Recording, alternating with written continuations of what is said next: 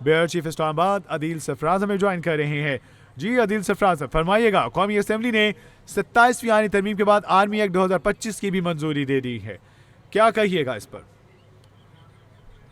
بل کے سیکشن 176 میں بھی ترمیم کی گئی ہے اور وفاقی حکومت چیف آف ڈیفنس فورسز کی سفارش پر vice chief of army staff یا deputy chief of army staff یا آرمی چیف کا تقرر کرے گی. اس کا متن جو ہے بل کا, اس کے مطابق وائس آرمی چیف اپنی جو اختیارات ہیں اور فرائض آرمی چیف کی ہدایات کی روشنی میں انجام دیں گے, اور سیکشن 3 میں حکومت کا لفظ تبدیل کر کے آرمی چیف کی سفارش پر تقرری اب کی جائے گی, اور اس کا جو کلاس 8G ہے اس میں بھی ترمیم کر کے chairman joint chief of staff committee کا عہدہ 27 نومبر 2025 سے ختم اب تصور ہوگا. وزیر اعظم آرمی چیف اور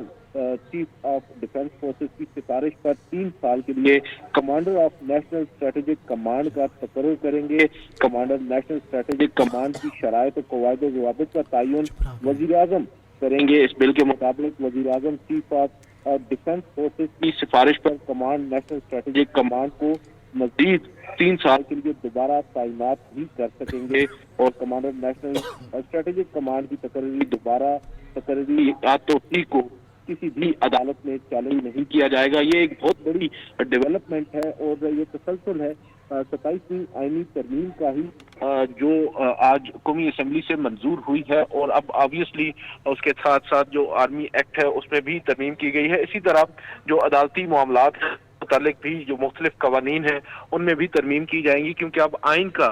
جو آئین میں تبدیلی کی گئی ہے اس کے بعد یہ تمام تر چیزیں ویل ایکسپیکٹڈ تھیں, اور اس میں یہ بہت اہم پیش رفت ہے, کیونکہ کہا یہی جا رہا تھا بالخصوص جو کنفلکٹ انڈیا اور پاکستان کا سامنے آیا مئی میں, اور اس دوران جو لیکوناز نظر آئے ہماری ریاست کو, ان کو فل کرنے کے لیے, ان لوپ ہولز کو دور کرنے کے لیے اب بیسیکلی یہ ترمیم کی گئی, اور اب آرمی ایکٹ میں بھی تبدیلی کر دی گئی ہے. ایک نیا عہدہ کریٹ کیا گیا ہے, اور جو چیف آف آرمی اسٹاف ہیں انہیں زیادہ بااختیار کیا گیا ہے, تاکہ جو آئندہ کسی بھی طرح کا کوئی خدا نخواستہ کنفلکٹ ہوتا ہے تو اس میں ایک مؤثر حکمت عملی اپنانے میں کسی بھی طرح کا مشکل فیس نہ کرنی پڑے پاکستان کو. جی تو سر اس طرح کے جو فیصلے کیے جا رہے ہیں, اس سے جو تاثر جا رہا ہے وہ یہ کہ جس طرح سے پپیٹ بنا دیا گیا ہے, اور آئین کے ساتھ جس طرح سے اس سے توڑ پھوڑ کی جا رہی ہے, یا پھر یہ کہیے کہ ٹکڑے کر دیا گیا ہے اس کو, تو یہ تمام تر چیزیں جو ایک تاثر پیدا کرتی جا رہی ہیں, غلط تاثر, نیگیٹیوٹی کی جانب, اس سے اب کس طرح سے ریوائڈ کیا جا سکتا ہے, ریپرلائز کیا جا سکتا ہے, چونکہ اس سے تمام تر جو معاملات ہیں یقینی طور پر معاشرے کے حوالے سے اگر ہم بات کریں تو ہمیشہ سے یہی کہا جاتا رہا ہے کہ جناب انصاف جو ہے وہ آزادانہ طور پر دیا جانا چاہیے, سسٹم جو ہے اسے ڈیریل نہیں ہونا چاہیے, معاملات جو ہیں وہ جس طرح سے چل رہے ہیں اسموتھ وے میں جانے چاہیے. تو ڈو یو تھنک یہ تمام تو جو امینڈمنٹس کی جا رہی ہیں, جو فیصلے کیے جا رہے ہیں, جو عہدوں میں اضافہ کیا جا رہا ہے, یہ تمام تر چیزیں اس تاثر کو کسی طرح سے بھی جو ہے وہ مضبوطی کی طرف لے کر جاتی ہیں, یا پھر اس میں کسی بھی طرح سے جو ہے ویکن کرتے ہوئے کوئی اور تاثر جو بھرتا ہے, which is actually not acceptable right now at the moment کسی بھی کے لیے.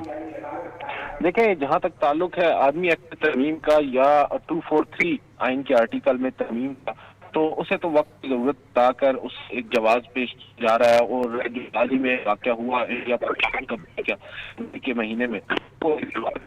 کیا جا رہا ہے